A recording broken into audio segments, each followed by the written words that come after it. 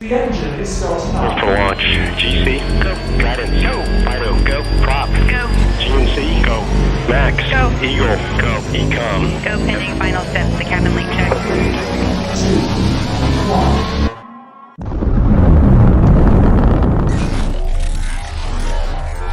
Is there anyone here that would like to communicate with us? Can you give us a sign?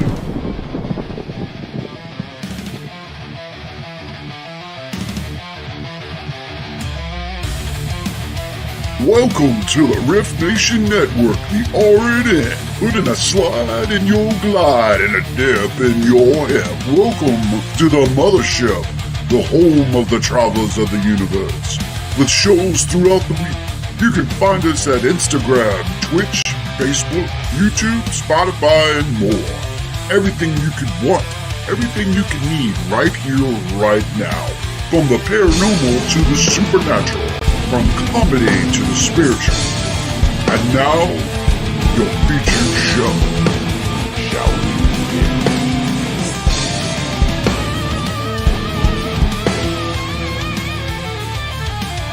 It's showtime, folks! Podcast may contain material that some listeners may find sensitive, offensive, or disturbing. We strive to create respectful and informative content, but topics discussed may include mature themes such as violence, explicit language, or controversial subjects, triggering content including discussions related to mental health, trauma, or other sensitive issues, explicit language. Occasionally, our guests or hosts may use strong language. While we aim to handle these topics with care and empathy, we encourage listeners to exercise discretion. If you find any content distressing, consider skipping or seeking support. Remember that this podcast is not a substitute for professional advice. If you need assistance, please consult a qualified expert.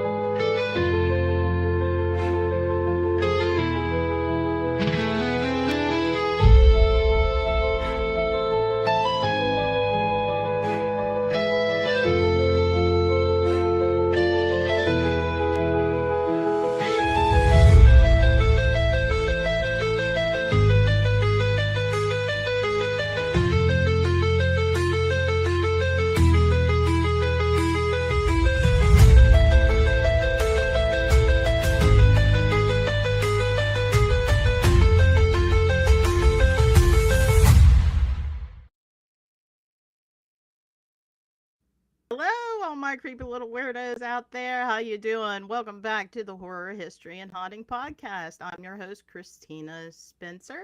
I'm usually your tour guide through the realms of the supernatural, the paranormal, and the just plain weird. But up here in the cabin in the Appalachian Forest, we do things a little different. But what I mean, instead of me telling the story, the guests tell the story.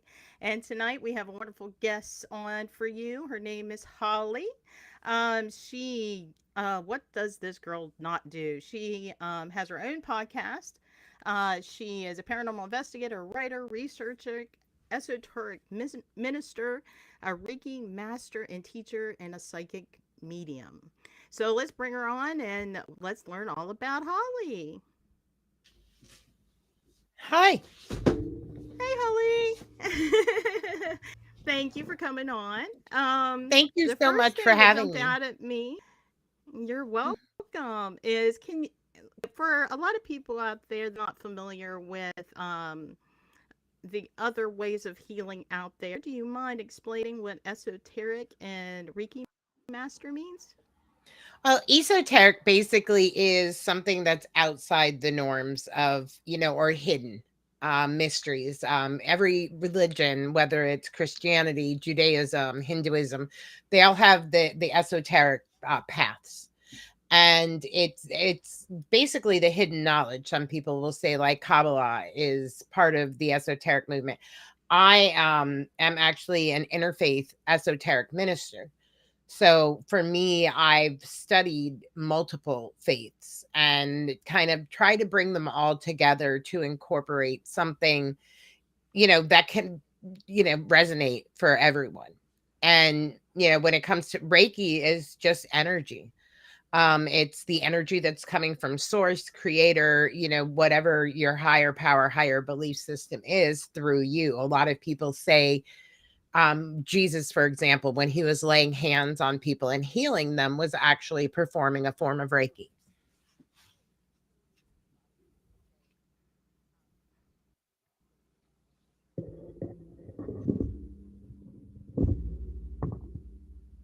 That's really interesting, that you brought that up. With the because the esoteric and the Reiki, I can see the connection. I hear a lot of Mm. talk about like the divine consciousness and downloading information from consciousness. Is that around the same lines that you're talking about? Yeah, it can be. I think it all goes to personal belief. I know my first encounter with Reiki energy itself was actually at a convent with a bunch of nuns who practiced energy healing. And it was like, to them, they felt, it was God healing through them. And it all comes back to faith and what you believe your source is. And for some it is divine consciousness. For someone like me, I believe it's a creator. I agree. I mean, you can look through the history books of all the faith healers. I mean, it's a proven fact that like faith can heal even cancer. But Hmm. and the amount of like prayer of the amount of healing a person can receive, and it's really it's almost like a mind over matter in my mind, Hmm. because like it happened to my mom had cancer. She had breast cancer and for less than a year to live, but she lived 2.5 years beyond that. I think on shit that she was going to be, and whenever she come to terms that she wasn't going to, is they kind of said, hey, the chemo is going to kill you in the cancer. Well, at this point she died in like 3-4 days. So it just goes to show like a lot of like we have power over our own divine being, no matter how you see it, whether it's Christian, Hindu, pagan, whatever. I'm trying to think of the word. Um, way about it, like it all, in my belief, it all boils down to the same thing, just Yeah, different and that's how I lights feel. for it. That's why I got involved in the interfaith movement. That's awesome. Yeah, where I got my degree for the parapsychology is like an interfaith church also. So we kind of we have that in common.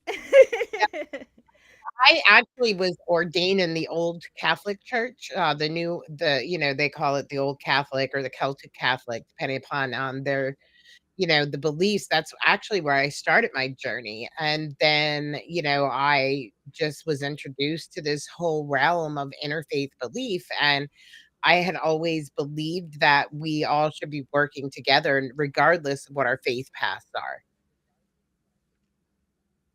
I completely agree. I agree. And like what I've always been a firm believer, whatever works for you, as long as it makes you happy and it doesn't hurt somebody else,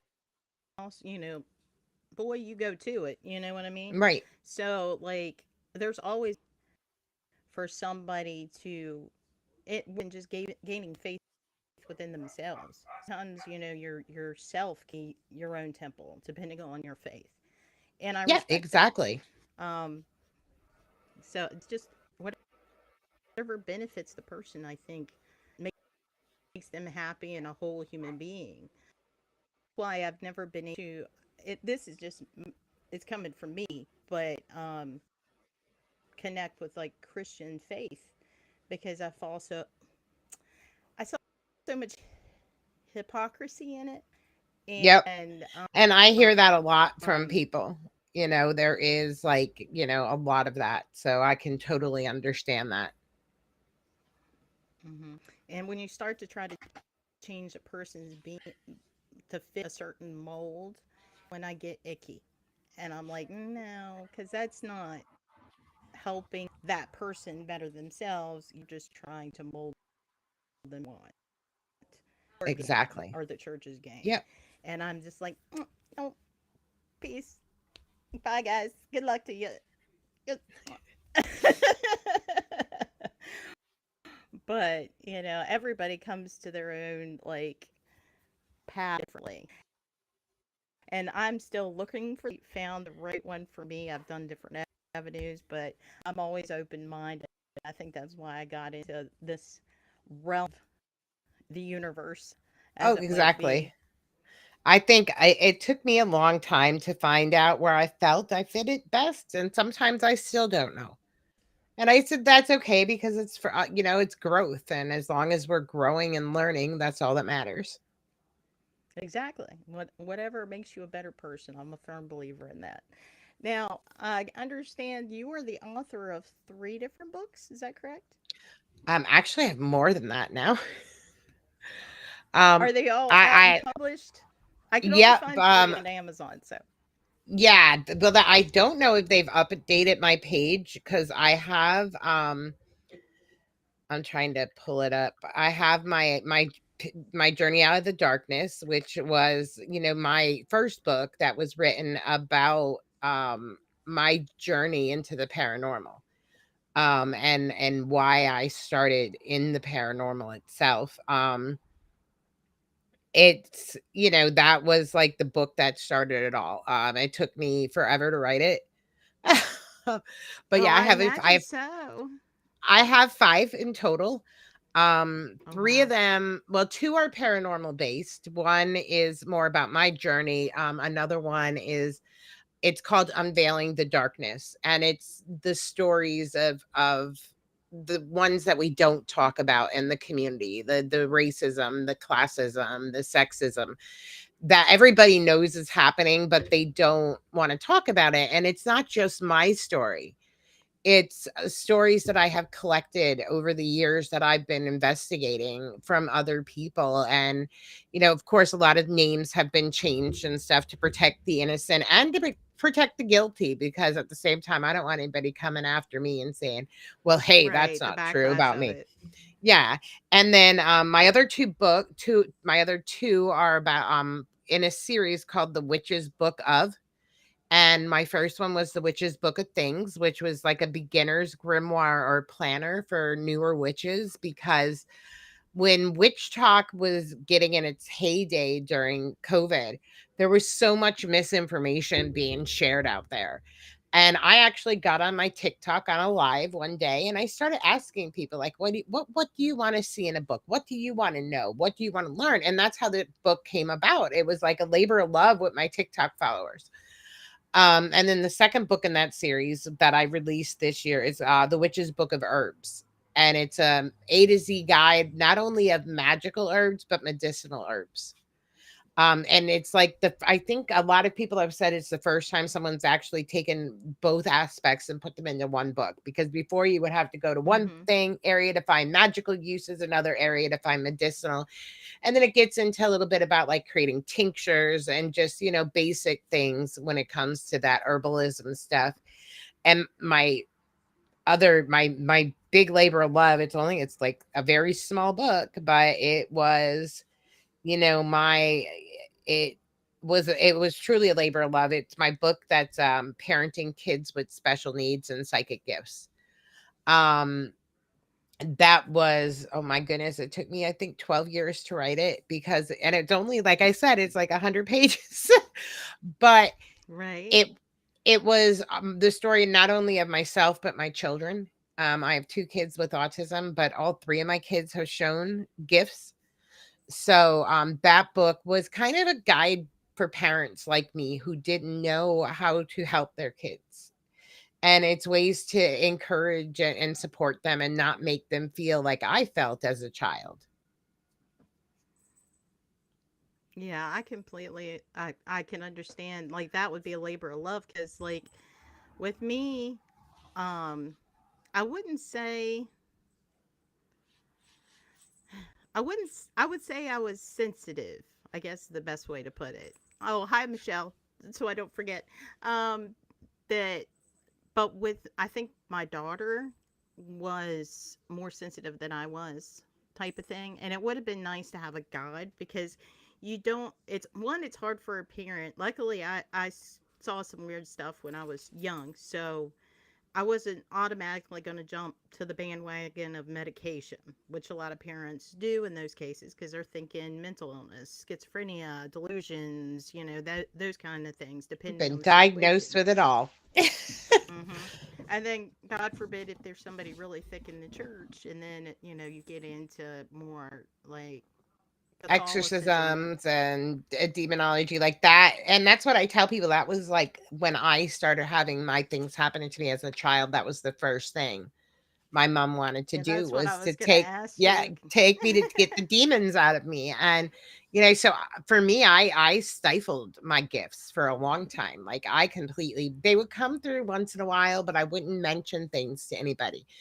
It wasn't until I was an adult and I was a mom and everything happened with September 11th, and I knew so many people involved in that day, that everything just came, like, I ended up committing myself because I really thought I was losing my mind. Just like your psychic gifts, or just Yes, it was it a was hearing. combination of the It, loss, or? no, it was because a lot of the loss I didn't even know about until like days, weeks afterwards. And but it was the feelings, the emotions. I was watching all of this happening, but at the same time I was hearing and I was feeling and I was smelling, and I just thought, there's something wrong with me, because I shouldn't. And I mean, I had gotten myself to the point that I had gotten so paranoid I wouldn't leave home. Oh, wow. One time the voices had gotten so loud, and my one friend like literally laughs every time I share this story, because now it is funny to think about it, but it was like we were in the car and they got so loud I jumped out of the car. Oh, Because wow. yeah, like going down, thankfully it was by a golf course, so I had a soft landing. But Oh, it was just it was that, that trying to make it stop, because I didn't understand what it was. it was just overwhelming. It was too much at the time. I get Yep, it. because I didn't And have when you're anyone to guide young, me. right? And when you're not young and you're seeing all this weird, lack for a better word, weird stuff, and depending on, because you're supposed to be able to go to your parents. Well, if the parents don't respond to that positively, like, it can have detrimental effects on that child for the rest of their life. And Exactly. luckily, like, I experienced enough as a child that when my daughter started to come to me with things, like, I tried my best to walk that middle line. I was kind of watching her to make sure that it wasn't like a mental illness, but I was Right. also trying to get information from her without leading her in any way. Um, that way I could kind of gauge the information in a more skeptical side. It wasn't until, like, I could get confirmation without bias from her being around or overhearing or something like that, that I was like, yeah, this isn't mental illness. Like, I've just got to teach her to be okay with it, and that she's safe no matter what, type of thing. And that's hard. That's hard for a parent to recognize if they haven't experienced it for themselves, or And for experience it me, it for the was first time. fear when with my son, because my son was exhibiting precognition. Um, which was something I had no experience with at the time. Like, he had actually told us about my husband's uncle who was, and he said, and Uncle Elmer's gonna die. And my husband's like, he's the healthiest guy. And he described it to a T. And, it was like 7, 8 months later when this happened, and we sat back and looked, and we were like, wow, like he perfectly described this scene. And he was a little boy. Yeah, which is right. It's like, how do you even know what these things are, or how to describe them in such a way that we understand? It's like with my Mm-hmm. daughter, one of the people that um, it was kind of one of the confirmations for me is she kept talking about this old lady that was in a wheelchair like her daddy that died of a broken heart in our room. And so I finally got the nerve to ask the landlord about it. And I'm like, just tell me, was there an older Yeah. woman in a wheelchair that had a heart attack in our bedroom and died? She's like, how do you know? Was the neighbors gossiping or something? I'm like, okay, never mind. I was just wondering. I wanted to confirm. So then from then on, I kind of took it more seriously as, yeah, she's seeing things and that, you know, our regular perception, but I was still trying to keep her grounded and not be like, oh my God, you're seeing into the, fourth dimension Yeah. and beyond. You know what I mean? I tried to keep it as like, oh, okay, well, you need to tell your friend that they need to go so we can go to bed for the night, Oh, yeah, we had that. The home I live in, before my husband's uncle had purchased it, the family who lived here, their daughter was killed getting off the school bus, and right at the Ooh, bottom of our driveway. And my youngest child would tell us her name and what she looked like and all of this stuff. And like, I literally had to go over and ask my neighbor because she would tell me this stuff, and I'm like, you shouldn't even have known that. It's something we like, what don't do I do? discuss. Yeah. And then, then she started telling us about this old lady and all these people standing around with candles and praying. And, sure enough, it was another family who had lived here that lost one of their relatives in the house. And I'm just like, yeah, I had to find a way to not scare them because they always knew what I did. I Hmm. never kept my paranormal stuff away from them because I wanted them to not have a fear of the unknown. When I Exactly. sometimes think I gave them too much of no fear because they're always like, trying things that they shouldn't. But, you know, like I'm telling you, like, I'm always like, no, don't do that. Don't, you're asking for trouble. So, but yeah, it was trying to find the things that I could do to help them. That was what led me to write the book for other parents, so they didn't have to struggle like I did. Right. Exactly. Because it's scary. Like, you just don't know what to do or where to turn to. And it's not like you can log on, find, online and find support groups. Now you probably could, but, We're getting 5, 10 there. years ago, like, Well, that and wasn't I'm even like a going thought. back. My son's going to be 26 years old. No, he just turned 26. On the 26th of September. So, like, this is going back 20 years ago. And there was stuff that just wasn't discussed back then. Right. It was either when back in the day, especially, and I don't know what generation that you're from, but I'm a Gen Xer. And Me too. Gen X's philosophy was like, if you saw something, well, and also because I was raised in West Virginia, you saw something, no, you didn't. If you heard something, no, you Yeah. didn't. No, you didn't. Whatever it was, it's not worth crying about. Suck it up, dumpling. You Yep. know. I was raised. I always tell people I was raised in the valley of Appalachia. I was in Northeast PA, and that's, like, I guess they call it, when you look at the map of Appalachia, it's the valley.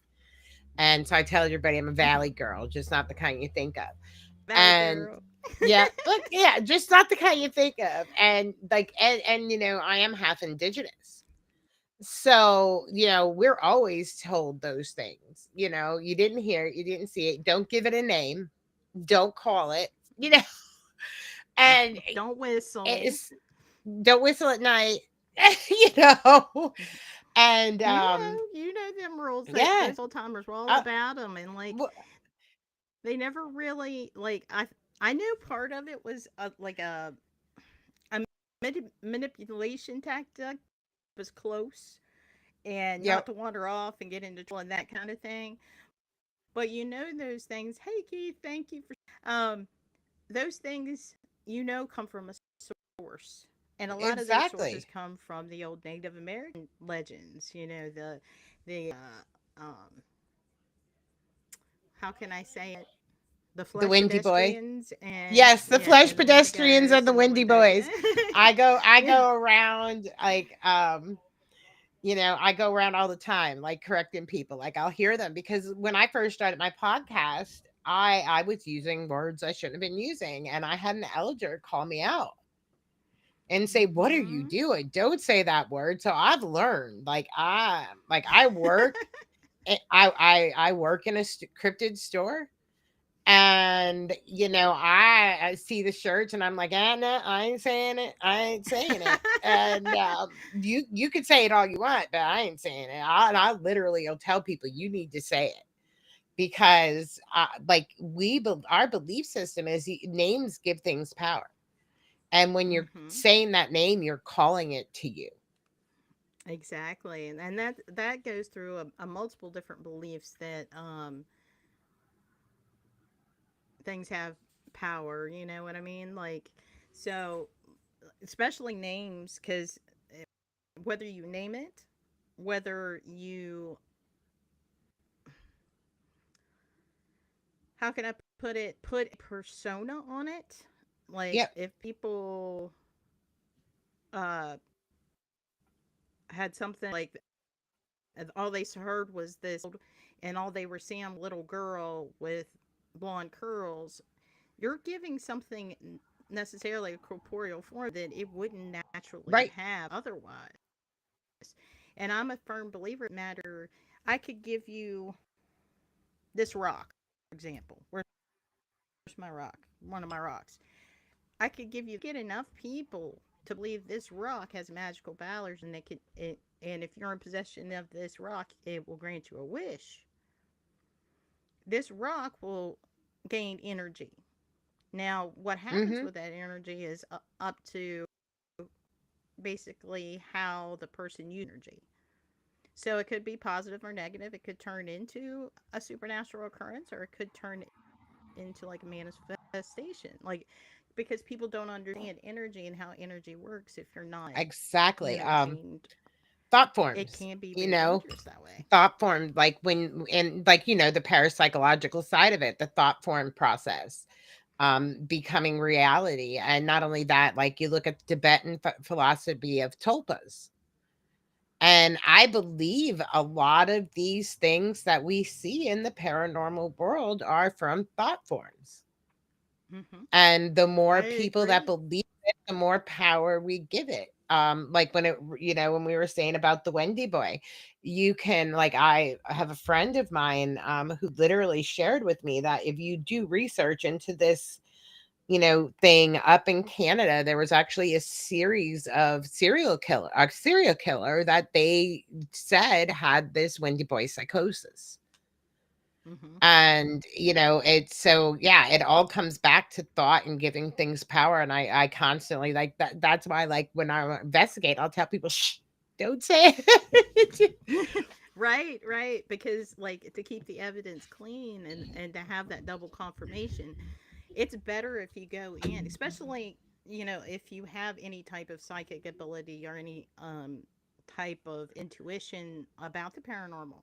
The less you know about a Ex- location, the better, the better. because then whatever you say, whatever you feel is unbiased, because the brain automatically will form biases unconsciously, whether you read it, whether somebody says it or whatever. Because like if I tell you in a location that the supernatural entities that are seen are all nuns, but it's actually a shadow person, what are you going to see? None. Exactly, because That's what most people that's are what going you're to go expecting to to. see. Yep, that's what they're going to go to Unless you because. yeah, your brain's going to automatically go. Then also, like, there is the cases where you would see a person, and then it's like, well, what just happened? Because I'm expecting a nun. So Right. it's there's a dichotomy in the logic. There's always the devil's advocate in every conversation. But I do believe the less that you know, the more it is that you're getting evidence if it confirms a previously told story. So you kind of got a And that's background how I in go. comparison. When I go to locations, I go in blind. Even though I'm a researcher at heart, if I'm going in not acting as a researcher, I go in blind. And I have, you know, I don't know, I'm like a thermometer, I guess, because I can gauge locations. Like I have felt myself burning in a building that was put on top of a building that burnt down. It's at historic Palmyra up in New York. The building itself was moved from one location to another, but the foundation that this building was put on was literally a house that had burnt down. And I Oh wow. experienced all of that fire and burning, and I had to walk out of the building, and then someone said, by any chance are you on fire? And I'm like, what are you talking about? How did you know? And they were like, well, because like right after you walked out, the lady that was given the tour to the place had told us about, showed us the burnt embers from the original foundation of the house where it was burnt down. Oh And I'm wow. like, And you oh, weren't in well, any that's location to know that information. no, I So had never even been to this place before. We were like right in the main room. And so for me, it was just like, okay, like, then we'd go upstairs and I start writhing in pain, holding my abdomen, not understanding what's going on. And then to find out like a week before we got there, they had gotten a donation of a Civil War era abortion kit. oh my gosh. And so I'm like, hey, I said, that's it. I'm done with this place, man. I went they have this room. It's called the doll room. And I felt at so much peace and so calm in that Oh room. really? That's where I wanted to sit. Yes, I have a thing for dolls. And for some reason, like people get creeped out by them. I don't. Like I love dolls. The creepier the better. Well, I've got two, but they're in the other room. Um, that I want to explore more and see if the stories are true. I've like a year and I've had nothing. Like when I first got them, there was a little bit of like a K2 spike while they were in the box. As soon as they come out of the box, the only thing that people tell me is when they're around them or if they're holding a specific one out of the two that came together, they'll feel sad, like a death loss almost. Like they just Right. feel really, really sad.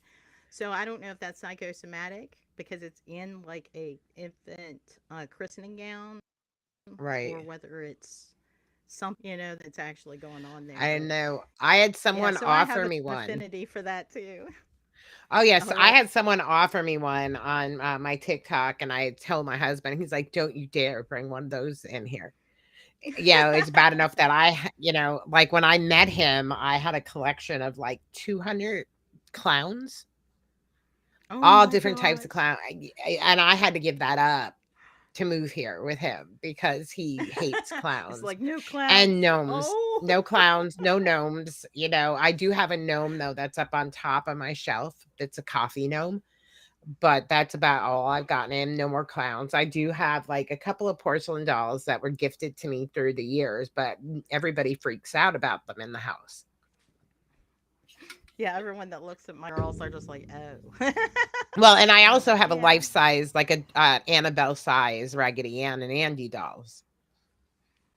So Gotcha. yeah, Well, see, yeah. those So were all the rage when we were kids. Like it they wasn't what it were is now. They like, and there's another like example of how symbolism can result in connection to some that what did you call it, a thought form yeah, a thought form where or a tulpa.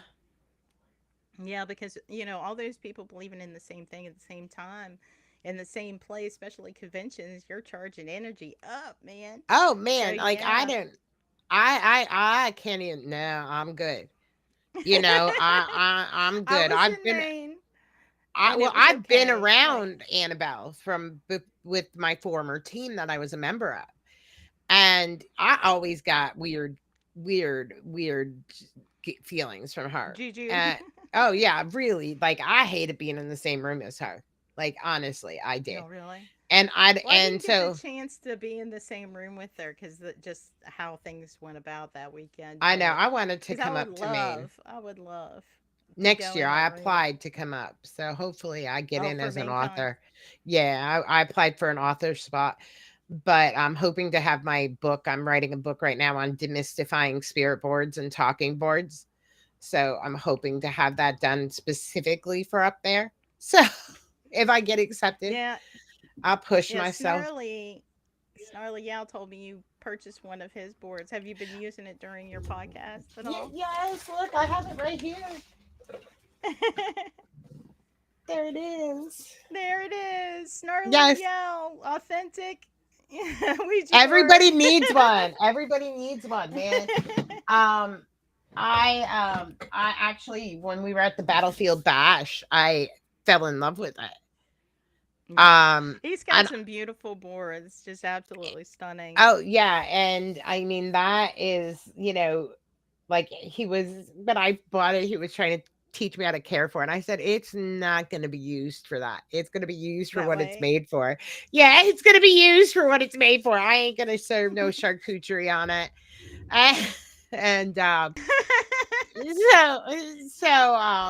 yeah, and I absolutely love his woodworking, and I want more. I have an addiction. I'm addicted to tarot cards, oracle cards, pendulums, and talking boards.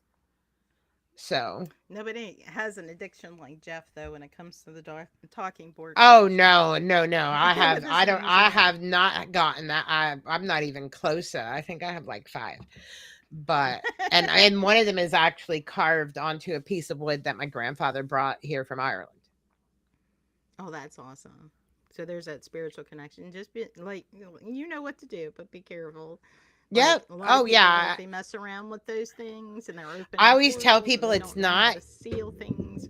Oh, I tell It's people not that a you don't game. play with spirit boards, you don't play with pendulums, you don't play with any of those things. You don't play with anything in the paranormal. Like I tell people all the time, a spirit board or a talking board is no different than a pendulum, no different than a REM pod, no different than a recorder. It's trying to communicate with something that is beyond the veil, and you don't know what you're going to get when you open that line of communication. And so you need to know how to protect yourself and how to protect those around you, because you don't know. Like my kids, like when they were younger, that Charlie game was all the rage with the pencils and stuff like that. My daughter came Oh, the home. yes, Yeah. Yeah, it was like no. Charlie Yeah, I they remember called it. that. My daughter came home and she said, "Mom, we were playing this game, Charlie." I'm like, "You was playing what?" So like I cleansed her, I blessed her. I was like, "You don't even know, you were conjuring stuff that you guys have no idea how to deal with if it comes through." "Oh, it's just a game." I'm like, "None of that is just a game. If you are calling out to speak with something or have something move something, you are dealing with the other side of the veil. And we don't know. We don't have enough evidence to prove what's out there. Let alone what we're communicating with, what if it's thought forms, if it's inhuman, if it's human, if it's things that have been here longer than we have. So I always Psychic tell people, phenomenon, yeah, telekinesis, the fourth dimension, aliens. Is it just energy? Nobody really knows. How no, we we're don't. just getting.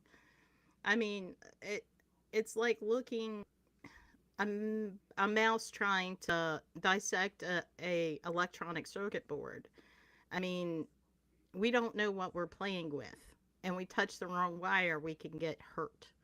And that's what a lot of Exactly. people don't understand in the paranormal. You're messing with things that you are taking yourself at risk. And if you don't, try to protect yourself, you could bring it home to your family. And a lot Oh of yeah, people don't. that's my big thing is protection. That's like one of the first classes I started teaching was about protection for investigators, because I think too many investigators don't, even like especially skeptics, they don't take protection seriously. They don't understand the implications if they don't protect themselves and what can happen. And that's like, that was why that was one of the first classes I ever put together, was protection. And, I eventually expanded upon that by adding in a layer of protection for psychics, because that's a totally different realm of protection. And yeah, I always I carry around, like, everybody laughs at me. I got all the bases covered. I have a Benedictine crucifix, which is the Benedictine metal, is the saint of exorcists. That was touched to oil, that was touched to the glove of Padre Pio. I have St. Michael's medals. I have a medicine pouch that my grandmother had made me. I have crystals and bracelets, and I'm covered on all avenues. You aren't messing around with it. Yeah, and I Yeah. run into the issue where a lot of investigators, they're in that hurry to get the evidence that they don't take that beat out before they go in, and self-access, because like that's one thing I tell everybody. How you're feeling is going to invest or affect that investigation. If you Oh yeah. feel that you're suffering from too much anxiety, if you're fighting with a partner, if for some reason a lot of nightmares and you haven't had a lot of sleep, you want to second guess going into that building. I know you've probably paid money for it.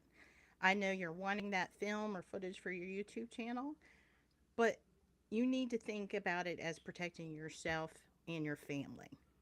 And if you are not mentally secure, as how I put it, like sound, Yep. you are leaving kinks in your armor, basically. And you could go into that situation, and it may not be a demonic possession, you know what I mean? But it could be just you bring some of that negativity home with you, and it's a part Right. of you. And And then it's next thing you know, you're lashing out at your energy. wife, or you say the wrong thing to your kid. So you got to think about it as like basically whenever you're cooking food, what do? You wash your hands before you cook that food. Right. And then when you're done, before you eat, you're going to wash your hands again to make sure you can eat that food without being sick Exactly. because you've Like, hand or and, washed it or and you whatever. do things to protect your home, whether it's security systems, cameras. Why wouldn't you protect your psyche and your spiritual body? If you believe in your soul, your energetic body. Those are the things that, even if you look at people that don't have a belief in like Christianity or religion, and people that are pagan, they do that all the time. And Hmm. when I go to locations and I see investigators just running in without taking that, level, taking any, I'm just like, man, you're asking for it, because I've been knocked on my behind. I have been scratched. I have been kicked. I have been stabbed. I'm like, I said, that stuff hit me while I was protected. I can't imagine what it would be like if I wasn't. Right. And it goes basically based on the person. If they have a vulnerability, it's going to go after Hmm. that person the most, or the person Exactly. they can affect them the most, at least. And like I said, this is conjecture and opinion, but you also have the cases where um when the attachments are brought home, like it can play all kinds of havoc on the family life and work life and relationships, and it can be the whole nine. It may not be as toxic as like you know forming an addiction or anything like that, but it still can affect you in a negative way. So it's Oh always yeah. good to protect you and your family, if you're going to go into this stuff, because it's not something to play games with. It's you know be a professional, go into the place prepared, do your safety checks. It's like anything you do on the job, Yep. make sure your people are safe And pay before attention to your you go team jumping. psychics, because they're going to know before you do. Because I know, Hmm. like, my friends that I travel with and stuff, they'll laugh because all of a sudden I'll just run. And they'll be like, "Oh yeah, there's something going on up there," because and There's I something will. there, maybe. I just take off. I've learned, You're like, like, I'm out. I've been knocked down too many times. I'm getting too old for that. So now when I feel like something's gonna knock me down, I'm gone. I leave the Right. environment. I still want Right. the evidence. I still want, to see something, to feel something. But if it feels like bad or something that's Well, gonna like harm me, I'm gone. I'm out of there. I'm like, if right. I'm running, y'all better be running too. That's what I always tell people. I said, I'm a chunky butt. If you ever see me running, the only reason I'm running is not for that next piece of cake. It's because something's chasing me. Because I don't run otherwise. Exactly. And I used to say that all the time because I at one point I was 300 pounds, and I'm like, if you see the 300-pound girl running, you best be running too, You best be because running because there's something we don't happening. run unless there's a reason. Exactly. But Yeah. I also wanted to touch on something I know that both of us are passionate about is respecting spirits. Because there's a Yes. lot of people, especially in the age of antagonization and if it's a human spirit, it was a human spirit in life. This is my 2 cents. Respect them the same way you would in life. Mm-hmm. Like, don't Treat sit them there like and you want to be treated. antagonize. Yeah, because you got Yeah. to think, like, part of their anger is probably being asked 1,500 million times, if they know they're dead, and how do they feel about the murder Can of you being in the knock? same house? Can you knock? Can you knock? I mean, if I die and I'm living in my house and people come in investigating saying, "Can you knock?" I'll be like, "Ask something else. Ask me Yeah. something else." Because Bring me something else yeah, to the table. give me something else. Do you want me to levitate a glass? I mean, I ain't gonna knock for you. No way. I ain't. Like I have found the best evidence I've gotten at the locations is when I respect the location and I don't treat it like I'm there to get spirits to perform on command. Right. I did a location with my friends several years ago in upstate New York, and we were literally sitting in our safe room, which happened to be right off of the solitary confinement area of this little tiny prison. We were laughing and having a good old time for ourselves, and we got some amazing like EVPs where these things were answering us, and like they were Hmm. sitting there having a conversation with us, and we weren't even investigating. We were sitting there dorking off and just and like And laughing and that's having a good usually old when you time. have the best EVP because it makes them feel like And they they're were being like more in a conversation they were and not plain as day, like, necessarily like circus clowns, like perform for yeah, I me, don't do these want them to. things. I Like, ain't gonna hey, sit there and say, "Do this, do that, touch the you're button." right. No, I'm gonna put it down and say, "You want to make it light up, you make it light up." But I'm gonna go for a walk. You know. So yeah, like I tell that to people. Like I said, don't take yourself so seriously. I don't ever, like ever. I used to in the beginning of my career. Used to take myself very seriously, and I've learned as I've gotten older, the less serious I take myself, the more evidence I get. So I just go and have a good time now. Like if I want to sit in a room and like lay on the ground and look up at the ceiling and just talk to the air, I do. And I Well, there's a also certain, I think sometimes, and it goes along the line of like asking them to perform. If you give them right, something, sometimes it's a little unexpected, like a curveball. They're like, wait a minute, this one isn't exactly like the rest that have come in the 100 times during the October season. She's a right. little quirky. Let's check her out a little more. And you may get the best thing is not to expect a result, but to be happy with the result when it does happen Always. and go with the evidence, like follow the evidence, like listen to what they have to say and try not to get too absorbed that you've heard about a location. You might have a pleasant surprise if his name, if they're saying his name is Mary and he brings you the name Frank. Go with it, like try to figure Because out you who don't Frank is. know. Like Hmm. places like you know, like I remember years ago, I'd met John Sable, who wrote quite a few books about the ghost excavating. And he would say, like, you're peeling back layers. It's like, you know, the onion being peeled.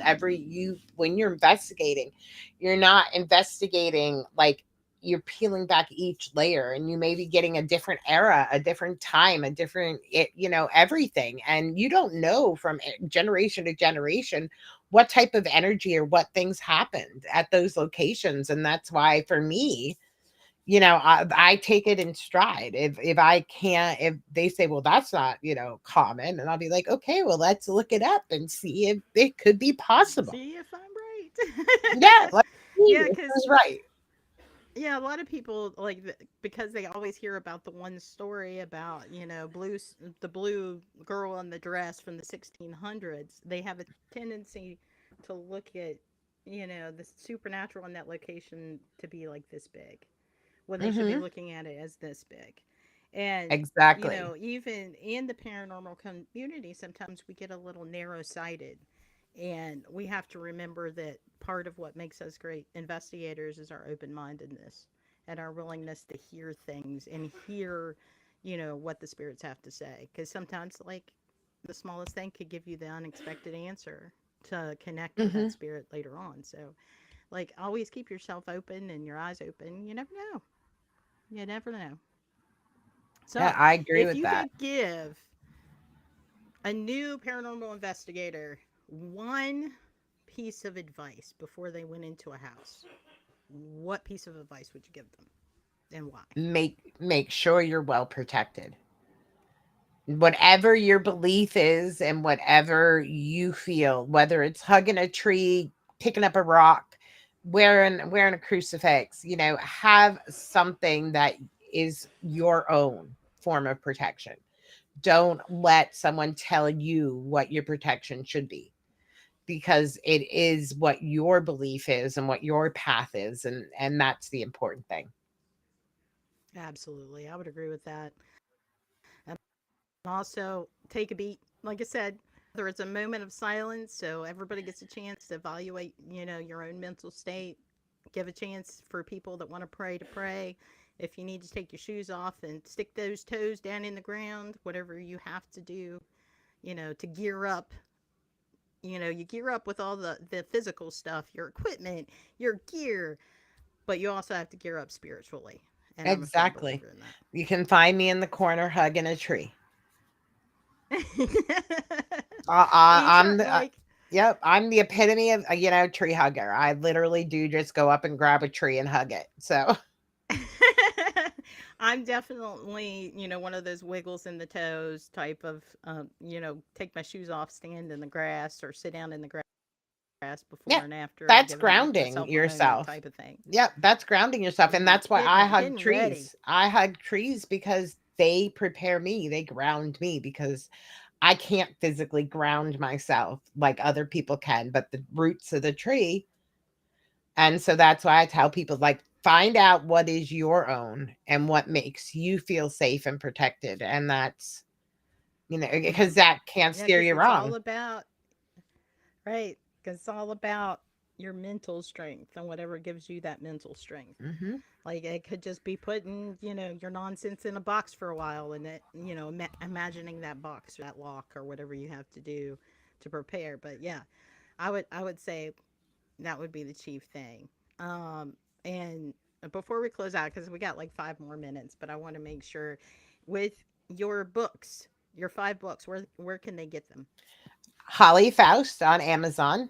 That's the best place. Or if you come to an event that I happen to be at, I usually bring them with me all the time if I have them in stock. So, but the big And place is Amazon. in the description there should be hopefully the link works. If not, somebody let me know and I'll put it in the comments too. It'll take you to Holly's personal page and you can get more information about her, what she does. And when's the next thing on the book that they could come and see you I am at? actually off for the winter. I do not drive. This Oh. girl does not like the snow. So they can catch me either on my page, TikTok.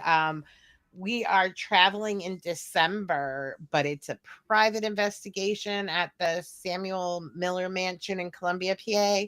I'm Okay. hoping to get to Elvira, PA in November. Actually, Snarly was saying something about coming with me there. So Yeah. he's all up to, he wants to go there because of the bunkers. Ghost Absolutely. Yeah, ghost That's towns up are a his huge chain. thing. Well, and ghost towns Right. are my jam. I live between Elvira and Centralia. So they're my, like, that's the book that I've been writing for the last year, is all about ghost towns in Pennsylvania, because I have such an obsession with them, to try to Oh yeah. like bust the rumors and share the stories, and just remember the towns. So that's like the big thing that I do. So I'm like, I need to get to Elvira. So I may go live if I go there, but that would be most likely on TikTok. So Yep. Most definitely. So check her out: TikTok, Facebook, Instagram, the gram, Twitch. uh, Twitch. Yeah, I forgot you do I'm a getting little ready bit to of. start streaming on Twitch because I play Phasmophobia, and I need to start. I was told I need to start streaming again. So Hey, hit me up. Maybe we'll do some. Who wants to see us out there in the Twitch land playing some Phasmophobia together? Because woo don't woo. have anybody to play with. We could Oh my rock god, around my the daughter and I Phasma, give play it the. all day long, man. We play that all day. Like, it's like Blood Moon Challenge now, the Red Moon or whatever it is Oh challenge going on for no. Halloween. And we've Oh, already got our first badges that we've earned. So nice, nice. You'll have to teach me yeah. all the rules and stuff. Because I tried to use the public chats, but every time I tried to use the public chats, everybody was just into the leveling up, and they weren't into like Yeah, no, we get having into the fun investigating, and although I die a and lot, talking and just stuff. like in my Well, real life investigating, I'm always getting knocked over, kicked, and so I die a lot. And I run. Like, my daughter will tell me, like, I'll go in, get all the recordings, and I'll run out and hide on the truck. And they call me, like I'm done. My they job's call me done. the truck princess. I'll watch video from the truck. So That's awesome. Well, I yeah. hate to do it. This has been a wonderful podcast. I want to thank you for spending time with me. This hour went by way too quick. It Um, did. we'll have to do something in the future. This was a lot of fun. But like I Definitely. said, check Holly out. She is awesome. She's doing a lot of great things. Buy her books, see Buy her my books. things. Buy my But book. beyond that, Ollie, I just want to thank you. I'm going to put you in the background real quick. All right. Love you. All right, guys, and we come to that part of the show. I just want to thank everybody, as always. You're awesome for hanging out to the end. I love you. I appreciate you. Many blessings to you, and as always, sweet dreams and good night. Bye bye.